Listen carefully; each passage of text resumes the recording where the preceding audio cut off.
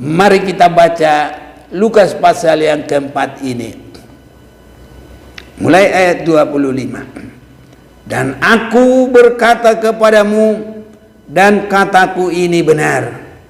Pada zaman Elia terdapat banyak perempuan janda di Israel. Ketika langit tertutup selama 3 tahun dan 6 bulan. Ini 3,5 tahun. Itu kenapa sampai 3,5 tahun? Itu menunjukkan kekuasaan dan keganasan antikris hanya di batas 3,5 tahun. Dia berkuasa menguasai segala makanan. Nah, sehingga itu akan dibuat untuk memboikot anak-anak Tuhan, menggoda anak-anak Tuhan supaya yang tidak tahan lapar dan yang tidak ada pemeliharaan Tuhan, mereka boleh menjadi anggota antikris dan menerima tanda antikris 666. Tapi ada pemeliharaan Tuhan langsung di dalam paceklik 3,5 tahun. Jadi itu sudah mencapai waktu keganasan antikris, tapi ada pemeliharaan Tuhan. Ini di dalam penerimaan firman. Itu awalnya dia mendapat berkat pemeliharaan. Sehingga kita juga boleh mengatakan itu adalah kerohanian pada akhir zaman. Baru yang kedua kita lihat ayat 27. Dan pada zaman Nabi Elisa banyak orang kusta di Israel, dan tidak ada seorang pun dari mereka yang ditahirkan selain daripada Naaman orang Syria itu. Mendengar itu sangat marahlah semua orang yang di rumah ibadah itu. Jadi kebenaran disampaikan dalam rumah ibadah, tapi tidak bisa menerima dengan baik. Inilah yang kita lihat dari 2 contoh yang dikatakan oleh Yesus Kristus.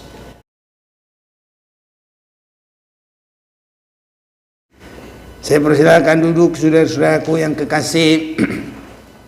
Salam bagi kita semuanya yang ada di sini, di rumah, di mana saja pun lewat sambungan internet ini. Tuhan Yesus memberkati, dan Tuhan tolong kita di akhir zaman ini supaya semakin meningkat menjadi kerohanian yang siap menyongsong Tuhan pada kali yang kedua. Dalam Yesus memberitahukan bahwa dia juga memproklamirkan pengurapan yang ada padanya. Dan Tuhan Yesus melihat penerimaan penggabungan diri kepada Tuhan Yesus yang dikehendaki oleh Tuhan. Karena banyak orang bergabung kepada Tuhan, tapi tidak sampai mencapai yang dikehendaki Tuhan, dan pengiringannya bisa pengiringan yang sementara, tapi bisa pengiringan yang sia-sia. Di dalam Yohanes pasal yang kedua, saya ajak kita mau membaca dulu, biar kita semua menjadi kehidupan yang teguh, yang berkenan kepada Tuhan, yang sangat diberkati. Yohanes pasal 2 ayat 23, dan sementara Yesus, ini iya huruf besar itu Yesus, di Yerusalem selama hari raya Paskah, banyak orang percaya dalam namanya karena mereka telah melihat tanda-tanda yang diadakannya. Tetapi Yesus sendiri tidak mempercayakan diri kepada mereka karena ia mengenal mereka semua. Dan karena tidak perlu seorang pun memberi kesaksian kepadanya, kepada Yesus tentang manusia, sebab ia tahu apa yang ada di dalam hati manusia. Jadi kita lihat waktu dia di Yerusalem, di dalam suasana hari raya Paskah, ibadah besar di dalam perayaan ibadah orang Israel. Ya. Jadi banyak orang percaya kepada Yesus, tapi bukan penerimaan dan percaya yang berkenan kepada Tuhan. Karena Tuhan tidak melanjutkan hubungan kepercayaan mereka. Yesus tidak mau kepada kepercayaan mereka yang pada saat itu. Ini yang harus kita lebih perhatikan nanti, biar kita khusus di akhir zaman ini sudah harus memiliki kepastian rohani. Tidak asal-asal jadi Kristen, tidak asal-asal beribadah, tidak asal-asal kegiatan gereja dan melayani, tapi sudah harus benar-benar kita berserah kepada Tuhan, kita melayani Tuhan, kita beribadah kepada Tuhan, dan Tuhan berkenan kepada ibadah kita, kepada hidup kita, kepada pelayanan kita. Dan yang akhirnya akan menjadi satu yang kita akan terima nanti kalau Tuhan Yesus datang. Ini yang kita harus perhatikan. Saudara-saudaraku yang lain juga, Yesus berkata, bukan semua orang yang berseru-seru Tuhan, Tuhan masuk ke dalam kerajaan surga, tapi hanyalah mereka yang melakukan kehendak Bapa di surga. Jadi banyak orang berseru kepada Tuhan, tapi tetap tidak berkenan kepada Tuhan. Matius pasal 7 ayat 21. Bukan setiap orang yang berseru kepadaku Tuhan, Tuhan akan masuk ke dalam kerajaan surga, melainkan dia yang melakukan kehendak Bapakku yang di surga. Jadi kita harus mengerti kehendak Bapa di surga supaya kita lakukan, sehingga ibadah kita berkenan, pelayanan kita berkenan, dan kerohanian kita berkenan kepada Tuhan. Sebab kalau tidak, ayat 22 Matius 7 tadi, pada hari terakhir banyak orang akan berseru kepadaku, Tuhan, Tuhan, bukankah kami bernubuat demi namamu? Ini pelayanan juga. Dan mengusir setan demi namamu, dan mengadakan banyak mujizat demi namamu juga. Jadi saudara-saudaraku, ini adalah bagian dari pelayanan, bernubuat demi nama Tuhan. Satu yang kita perhatikan, boleh menerima nubuat dan bernubuat. Itu artinya mendapat pesan kalau Tuhan memang memberikan, baru disampaikan. Itu sudah bagus, dipakai oleh Tuhan. Tapi biarpun dipakai Tuhan, kalau dia belum berserah menjadi pelaku kehendak Tuhan, maka dia juga akan dibuang. Dan kita lihat mengusir setan demi nama Tuhan. Ini tidak salah dan ini bagus sekali. Memang kita anak Tuhan, kalau ada roh Tuhan dalam kita, maka lebih besar yang ada dalam kita daripada semua kuasa, termasuk kuasa setan. Jadi kita tidak takut. Tapi tidak berujung hanya di situ. Sekarang ini orang sudah puas dalam awal-awal, tapi tidak mengerti bagaimana selanjutnya, terlebih sampai kepada akhirnya. Itu sebabnya kadang orang sudah benar-benar rasa bangga, itu memang baik. Orang beralih dari kepercayaan lain kepada menerima Tuhan, itu baik. Tapi itu baru penerimaan. Bagaimana dia di dalam, bagaimana dia dibentuk di dalam, bagaimana dia melayani di dalam, bagaimana bersifat di dalam, bagaimana dia berkerohanian di dalam Yesus, menjadi pelaku kehendak Bapa di surga. Harus sampai ke situ. Jadi kadang-kadang ada mujizat, ada yang menyenangkan, beralih dari kepercayaan lain. Mungkin orang-orang yang dianggap besar, dianggap terhormat dan lain-lain, itu semua baik. Tapi kalau dia belum menjadi pelaku dan berkenan kepada Tuhan, maka belum ada yang menjadi pegangan dia, apalagi menjadi kebanggaannya. Karena nanti Tuhan bisa berkata, ayat 23, pada waktu itulah aku akan berterus terang kepada mereka dan berkata, aku tidak pernah mengenal kamu, enyala daripadaku kamu sekalian pembuat kejahatan. Satu lagi corak-corak yang tidak berkenan kepada Tuhan di dalam Yesus memberitakan pengurapannya.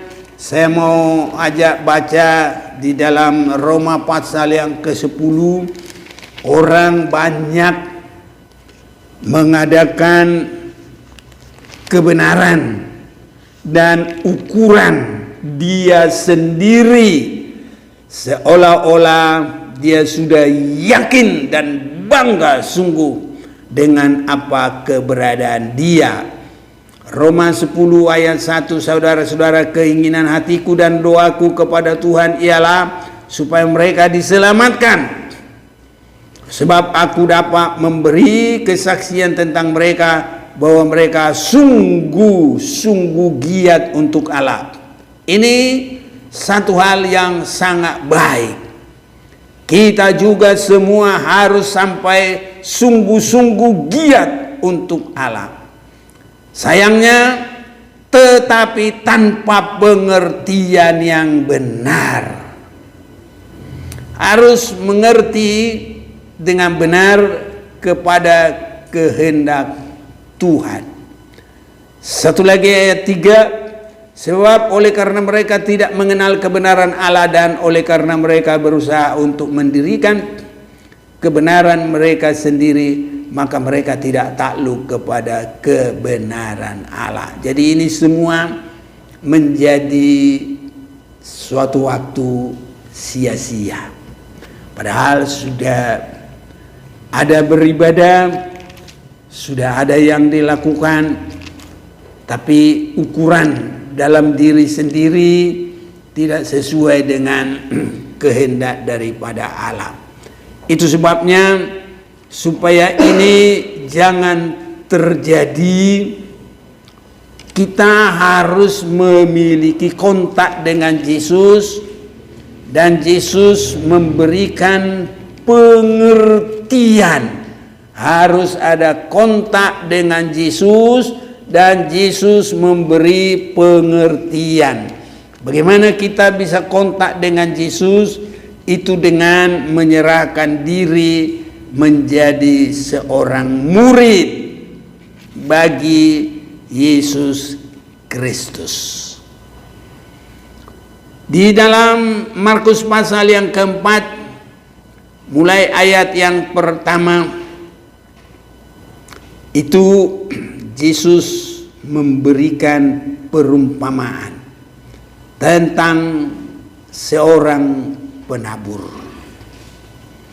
Kalau hanya masih di dalam hal itu, banyak orang tidak mengerti, bahkan murid-murid juga belum mengerti.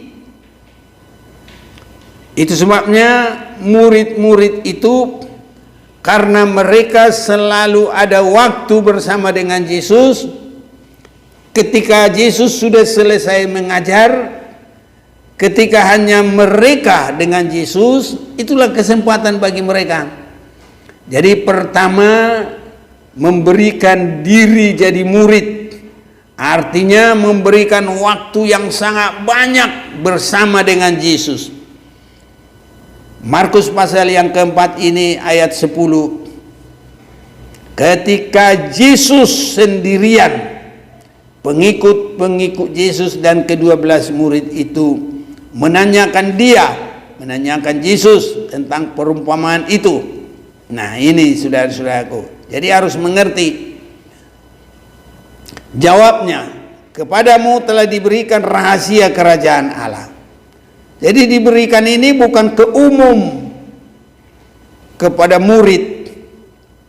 Itu sebabnya sedikitnya kita harus memberikan hati kita kepada Tuhan dimanapun kita boleh berada. Jadi badan kita boleh mengerjakan pekerjaan kita, tapi hati kita ada kontak dengan Tuhan. Nah, ini yang harus, itu bagaikan seorang murid.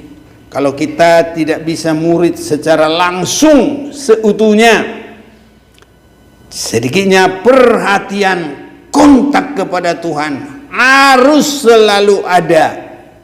Jadi Tuhan bisa berbicara di dalam rohani kita, dalam roh kita. Ayat 11 tadi, jawabnya, kepadamu telah diberikan rahasia kerajaan Allah, tapi kepada orang-orang luar segala sesuatu disampaikan dalam perumpamaan, supaya sekalipun melihat mereka tidak menanggap, sekalipun mendengar mereka tidak mengerti, supaya mereka jangan berbalik dan mendapat ampun. Jadi memberi perhatian, jangan terlalu menganggap perkara dunia ini ya lebih penting daripada Tuhan.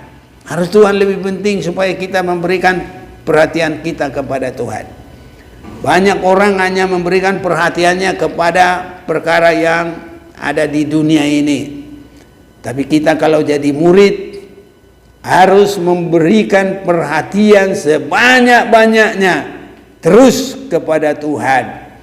Bila perlu sampai waktu malam, perhatian kita ada kepada Tuhan, sehingga sampai mempengaruhi sampai tidur kita menjadi bersama dengan Tuhan. Kalau mimpi pun bisa bertemu bersama dengan Tuhan. Ini sangat baik.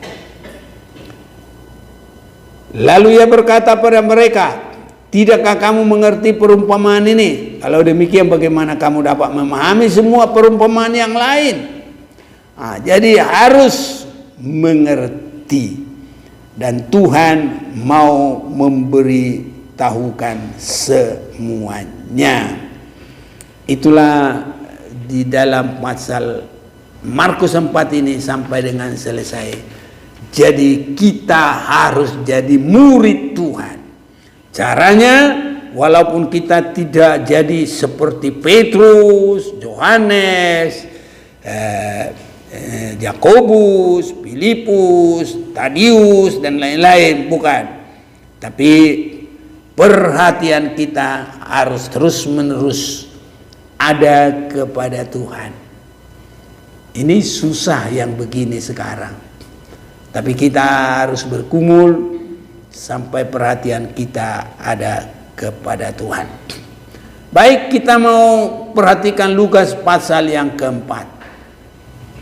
Yesus berkata dalam ayat yang ke-18, Lukas 4 ayat 18, Roh Tuhan ada padaku, oleh sebab ia telah mengurapi aku untuk menyampaikan kabar baik kepada orang-orang miskin, dan ia telah mengutus aku.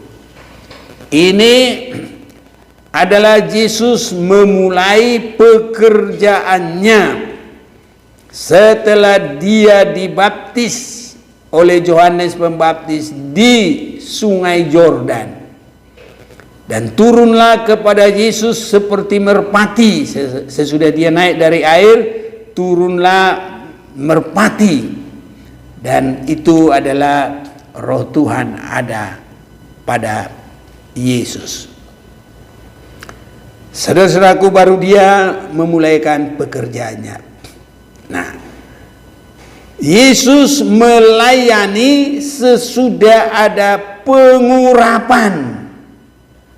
Yesus juga sebelum Yesus mengalami pengurapan, ada juga sudah memulai pelayanan, tapi ini secara resmi dalam pengutusan.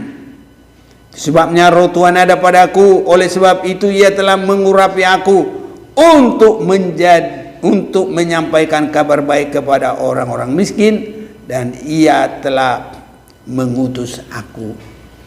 Jadi urapan Yesus dalam pemberitaan firman secara resmi dengan sudah ada Roh Kudus pada dia.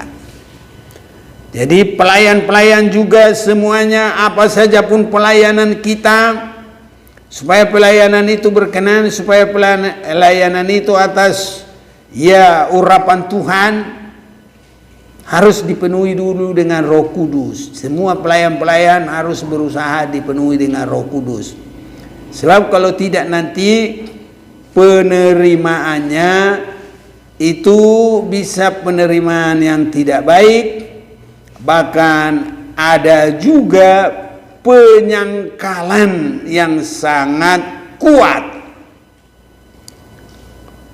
Nah, kalau kita memperhatikan dalam firman Tuhan ini, banyak orang tidak bisa menerima Yesus dengan baik. Di dalam ayat 23 Lukas 4 ini, maka berkatalah ia kepada mereka, tentu kamu akan mengatakan pepatah ini kepadaku, hai tabib, sembuhkanlah dirimu sendiri, perbuatlah di sini juga, di tempat asalmu ini, segala yang kami dengar yang telah terjadi di Kapernaum. Dan katanya lagi, aku berkata kepadamu, sesungguhnya tidak ada nabi yang dihargai di tempat asalnya. Nah ini, jadi tidak menempatkan Yesus dalam porsi yang sesungguhnya. Ini karena itu sebabnya semua kita harus sampai tidak ada pemisah ini, karena merasa tidak dalam posisi kenabian, tapi dalam merasa lingkungan, wah aku sering ketemu dengan dia, apalagi wah itu ada hubungan famili. Saudaraku, tidak bisa menempatkan posisi Tuhan yang sebenarnya.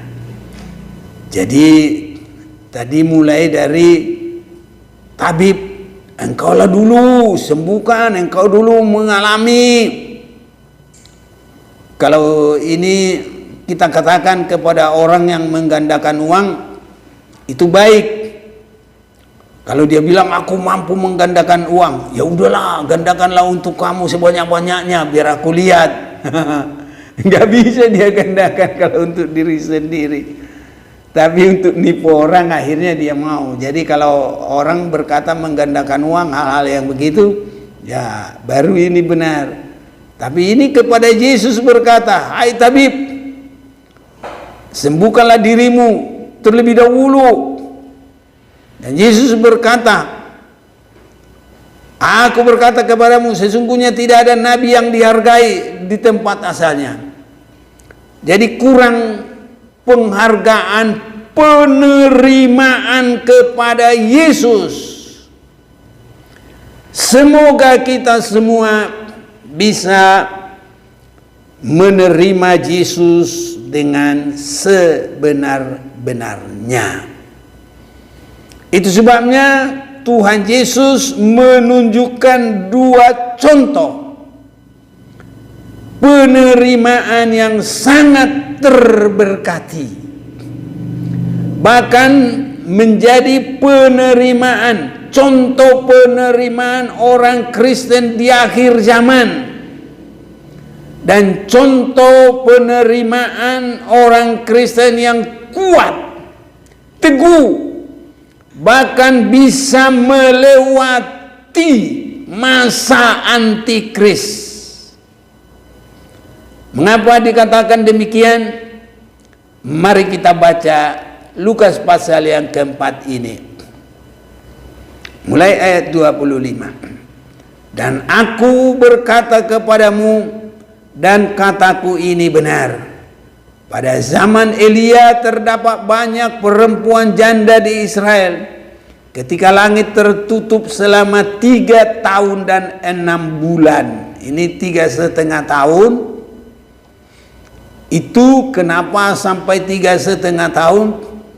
Itu menunjukkan kekuasaan dan keganasan antikris hanya di batas 3,5 tahun.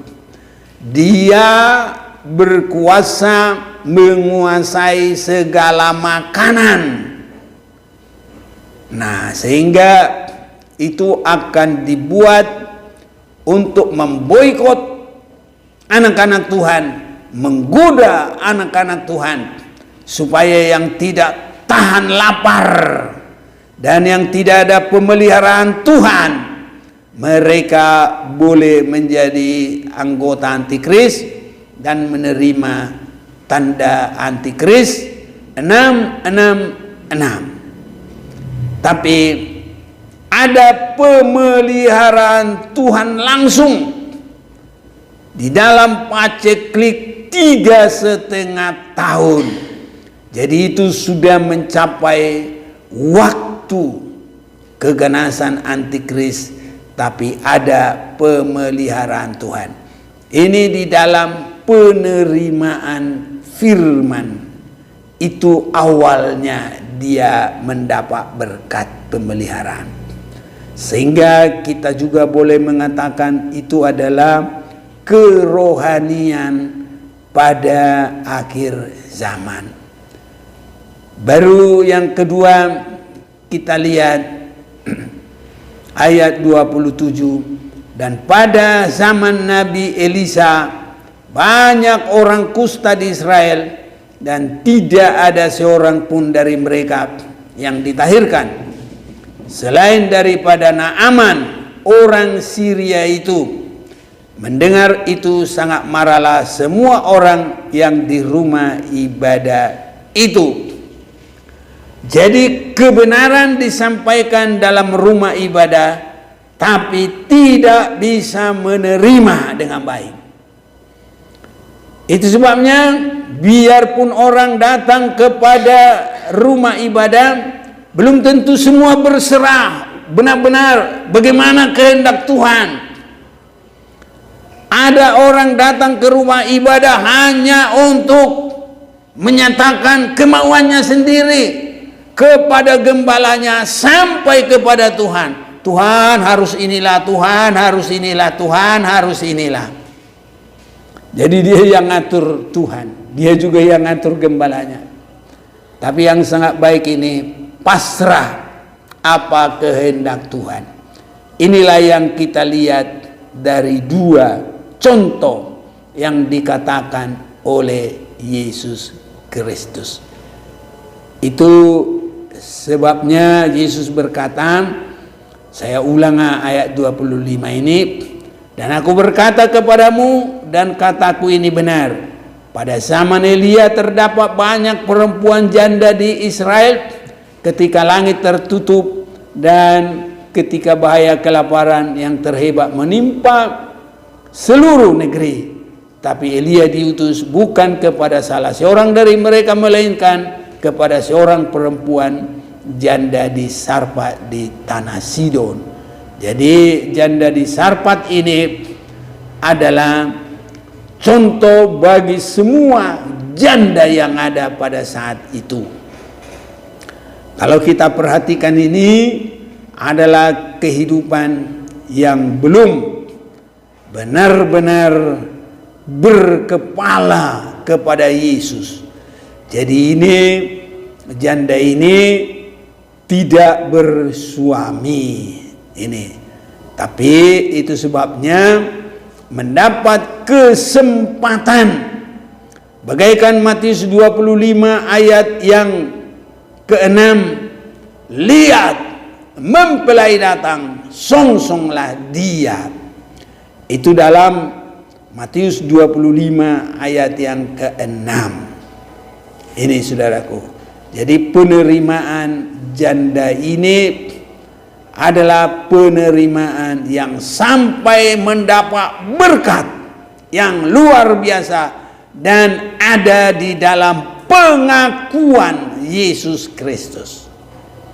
Begitu juga satu lagi ayat 27, dan pada zaman Nabi Elisa banyak orang kusta di Israel dan tidak ada seorang pun dari mereka yang ditahirkan selain daripada Naaman orang Syria itu. Jadi Naaman ini juga adalah contoh mewakili semua yang sakit kusta. Ini pada saat itu sampai pada saat Yesus, kusta ini menunjukkan orang yang harus diasingkan, orang yang harus terasing. Ya, jadi tidak boleh sembarang bersekutu, apalagi persekutuan tubuh Kristus, apalagi gereja yang akan menyatu siap bagi hari kedatangan Tuhan, apalagi akan bersatu di surga. Tapi Naaman ini mendapat kesempatan untuk mendapat sembuh. Jadi ini kemurahan Tuhan. Kenapa mereka menjadi orang-orang yang diambil sebagai contoh? Bahkan dari begitu ribuan orang, mungkin jutaan orang, dua ini menjadi contoh. Sudah pasti mereka itu punya kelebihan yang ada mengarah kepada kebenaran firman.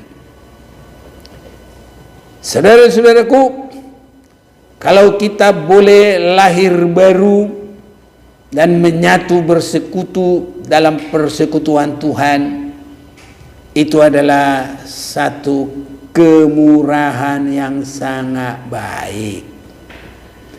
Ini kita harus menghargai itu melebihi dari harta dunia. Sebab untuk mendapat persekutuan itu, kita telah ditebus dengan darah yang mahal. Itu adalah darah Yesus Kristus. Dalam 1 Petrus pasal 2 ayat 18-19, karena kamu ditebus bukan oleh emas dan perak, tapi adalah oleh darah yang mahal, yaitu darah Yesus Kristus yang bagaikan darah domba. Jadi darah Kristus membuat persekutuan kita. Itu harus kita syukuri dan menjadikan kita umat Tuhan yang benar. Ini yang pertama. Tetapi kalau kita boleh baca di dalam Lukas pasal 17, mereka menganggap penyembuhan itu biasa-biasa saja. Saudara-saudaraku, kalau kita dipersekutukan oleh darah yang mahal, nanti kita baca juga dalam Kolose 1 ayat 20, itu kemurahan Tuhan. Kita harus syukuri dan kita harus didorong menjadi setia, menjadi orang Kristen. Dalam Lukas pasal yang ke-17, ada 10 orang kusta disembuhkan oleh Tuhan. Tapi mereka tidak menghargai penebusan ini. Kalau kusta itu sudah disembuhkan, berarti pemisah sudah dihilangkan. Jadi mereka sudah diperdamaikan. Tapi hal itu tidak dihargai dengan sungguh-sungguh. Tapi hanya ada satu orang. Ayat 15 saya baca. Lukas 17 ayat 15. Seorang dari mereka ketika melihat bahwa ia telah sembuh, kembali sambil memuliakan Allah dengan suara nyaring. Lalu tersungkur di depan kaki Yesus dan mengucap syukur kepadanya. Orang itu adalah seorang Samaria.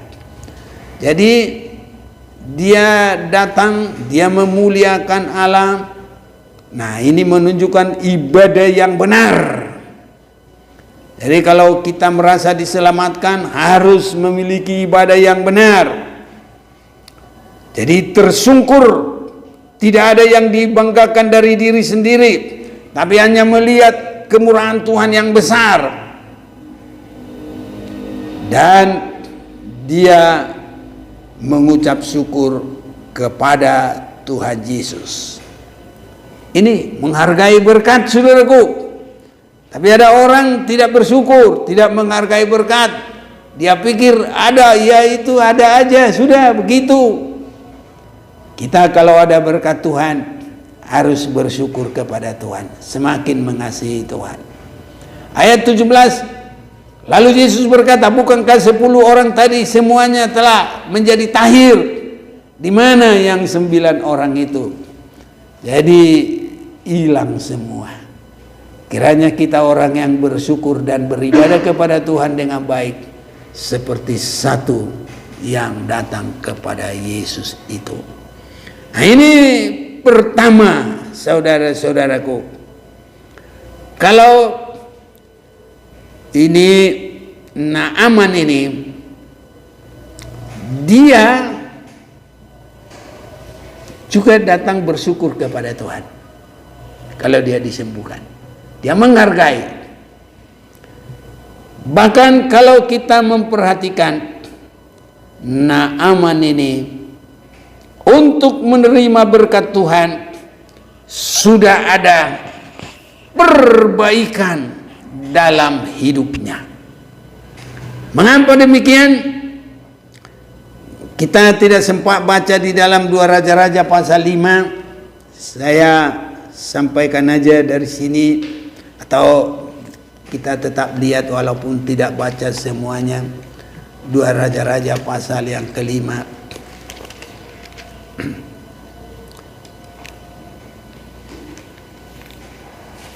Saya baca sedikit ayat 1 dulu. Naaman panglima Raja Aram adalah seorang terpandang. Ini terpandang di hadapan tuannya. Tuannya itu raja dan sangat disayangi, sebab oleh dia Tuhan telah memberikan kemenangan kepada Aram. Tapi orang itu, seorang pahlawan tentara, sakit kusta. Jadi dia orang terpandang, orang berpangkat, orang yang disayang oleh raja. Nah ini ayat 2, orang Aram pernah keluar segerombolan dan membawa tertawan seorang anak perempuan dari negeri Israel. Ia menjadi pelayan pada istri Naaman. Nah ini saudara-saudara. Jadi Naaman harus pergi ke Israel untuk mendapat kesembuhan.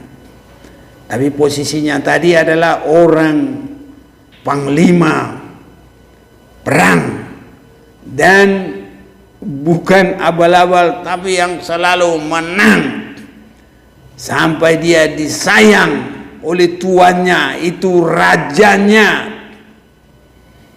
Dan kalau dia pergi,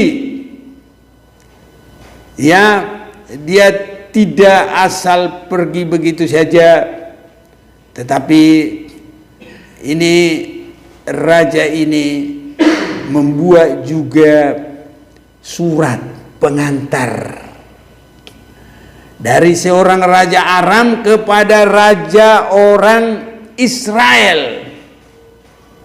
Ayat 6.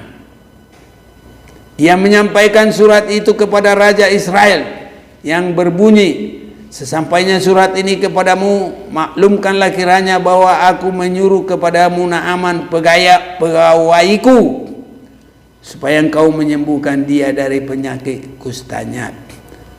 Jadi yang menyembuhkan memang bukan raja itu. Jadi dia merasa ya salah alamat. Tetapi itulah kalau ada hamba Tuhan nggak khawatir, dia tahu Tuhan bisa menolong. Ini saudara-saudaraku. Jadi Naaman ini datang sebagai komandan tertinggi dan juga datang juga dengan pengantar, surat pengantar dari raja, karena dia adalah panglima perangnya raja. Jadi lengkaplah semua. Dia sebagai komandan, ada juga surat dari raja yang dimana dia berada. Ini saudara-saudaraku. Jadi sangat lengkaplah keberadaannya. Namun saya baca ayat 9, kemudian datanglah Naaman dengan kudanya dan keretanya, lalu berhenti di depan pintu rumah Elisa. Elisa menyuruh seorang suruhan kepadanya, mengatakan, pergilah mandi 7 kali dalam sungai Yordan, maka tubuhmu akan pulih kembali sehingga engkau menjadi tahir. Disinilah jadi pergolakan yang sangat besar bagi Naaman. Itu sebabnya dalam ayat 11, tetapi pergilah Naaman dengan gusar sambil berkata, aku sangka bahwa setidak-tidaknya ia datang keluar dan berdiri memanggil nama Tuhan Allahnya, lalu menggerak-gerakkan tangannya di atas tempat penyakit itu, dan dengan demikian menyembuhkan penyakit kustaku. Bukankah Abana dan Parpar, sungai-sungai Damsyik, lebih baik dari segala sungai di Israel? Bukankah aku dapat mandi di sana dan menjadi tahir? Kemudian berparinglah ia dan pergi dengan panas hati. Inilah pergolakan yang pertama. Tapi akhirnya dia dibujuk oleh pegawai-pegawainya, dan dia dengan rendah hati akhirnya datang juga kepada Elisa. Apa yang kita perhatikan di sini?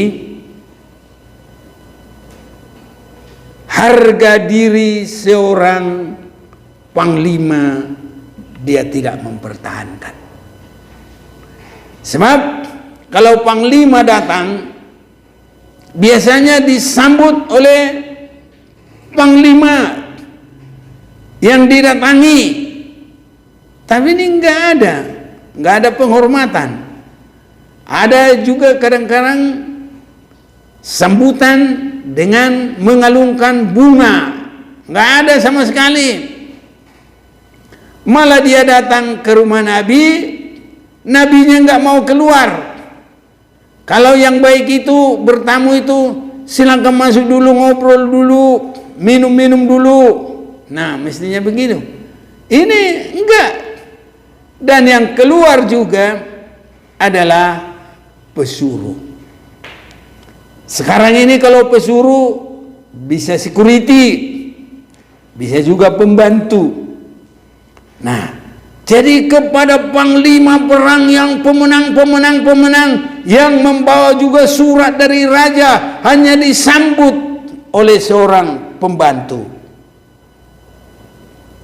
Dan suruhannya itu bukan didoakan, suruh mandi. Nah, itu lebih merendahkan diri lagi.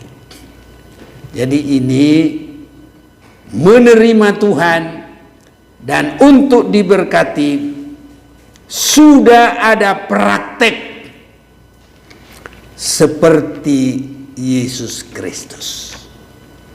Sudah ada praktek seperti Yesus Kristus.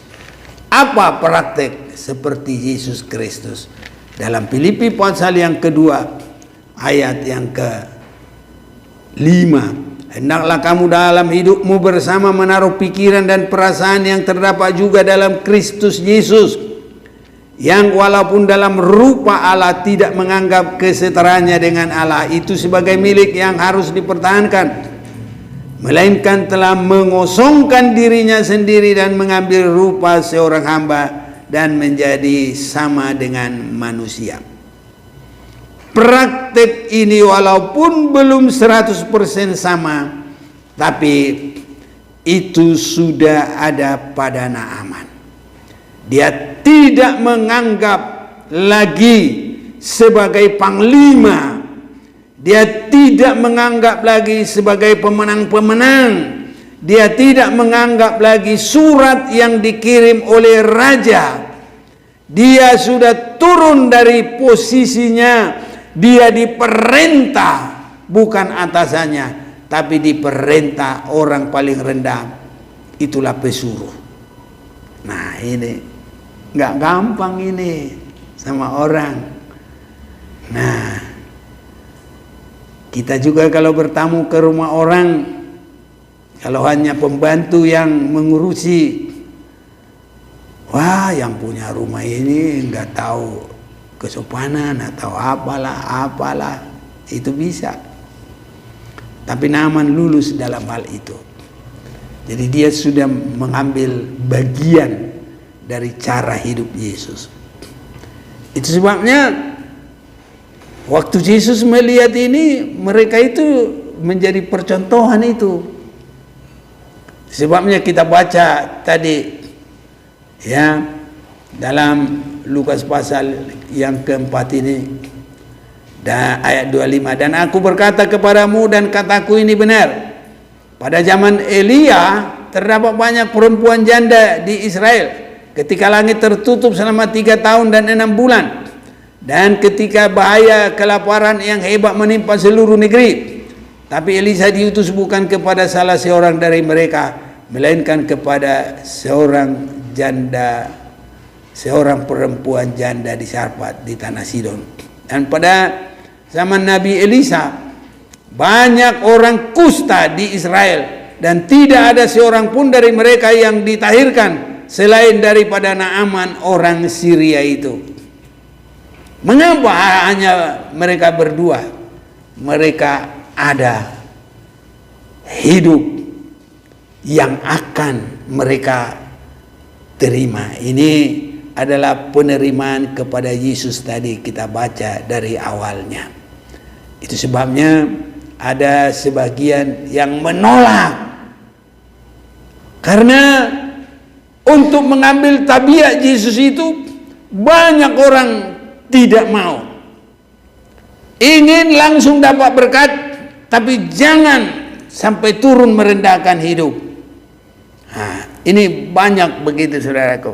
Tapi kalau hanya terima berkat dengan enak-enak saja, tanpa mematikan keinginan, tanpa mematikan keakuan, itu enggak diberkati selanjutnya. Jadi bisa ditinggal langsung. Tapi kalau kita mau berserah kepada Tuhan, maka Tuhan sangat berkati. Kita lanjut sedikit lagi. Naaman ini tidak menganggap sebagai pahlawan, tidak menganggap sebagai panglima perang. Dia menganggap dirinya kosong, menurut sama sekali apa yang dikatakan, dan akhirnya dia sembuh. Dan kalau dia sudah sembuh, tidak hanya di situ saja, dia berkata bahwa dia akan beribadah hanya kepada Tuhan yang hidup. Itu sebabnya apa yang dia tahu, dia berkata begini, 2 Raja-Raja 5 tadi ayat 17. Akhirnya berkatalah Naaman, jika demikian biarlah diberikan kepada hambamu ini tanah sebanyak muatan sepasang bagal, sebab hambamu ini tidak lagi akan mempersembahkan korban bakaran atau korban sembelihan kepada Allah lain kecuali kepada Tuhan. Jadi apa yang dia mengerti, supaya di atas tanah orang Israel dia bikin bangsa penyembahan dia, dan penyembahan hanya kepada Tuhan pencipta langit bumi segala isinya, Tuhannya bangsa Israel. Jadi ini saudara-saudaraku, kalau ada keberkatan harus semakin mendekatkan diri, memuliakan Tuhan. Itu penerimaan yang luar biasa sampai dipercontohkan oleh Yesus Kristus. Yang kedua adalah perempuan yang di Sarfat ini, dari 1 Raja-Raja 17, apalagi kita pendek saja ayat 10 sampai 16, tapi mungkin kita tidak akan baca lagi saudara-saudaraku. Itu adalah berani berkorban. Waktu ditanya oleh Elia, apa yang kamu kerjakan di situ? Hanya mengambil ranting-ranting supaya saya bikin satu kue, dan habis itu tidak ada lagi, kami tidak ada makan lagi dan mati. Baru dia bilang, Elia berkata, perbuatlah begitu, tapi berikanlah kepadaku. Artinya persembahkanlah. Jadi ini sudah menunjuk kepada Yesus yang sampai mengorbankan nyawanya. Jadi ada kesungguhan. Tadi Naaman kerendahan, dan di sini pengorbanan sampai kepada nyawa yang terakhir. Dan kalau dia menurut makanan yang terakhir itu, maka terjadilah mujizat.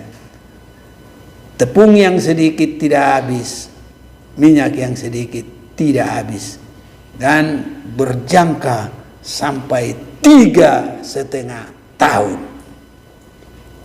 Itulah kuasa kelaparan yang paling hebat dalam masa antikris. Tapi kalau orang yang mengasihi Tuhan, dibela, dipelihara oleh Tuhan. Biar ini boleh terjadi bagi kita. Kita memiliki kerohanian yang berkenan kepada Tuhan, persekutuan yang baik. Ya, itu namanya kusta, pemisah, disembuhkan. Dan seperti Yesus mengorbankan dirinya, sehingga itulah sebabnya Allah sangat meninggikan dia. Tuhan meninggikan kita baik di dalam pemeliharaan, bahkan sampai siap bagi hari kedatangan Tuhan, melewati semua kuasa antikris. Itu sebabnya dalam kesempatan ini, mari kita mau menyembah Tuhan dengan sesungguhnya.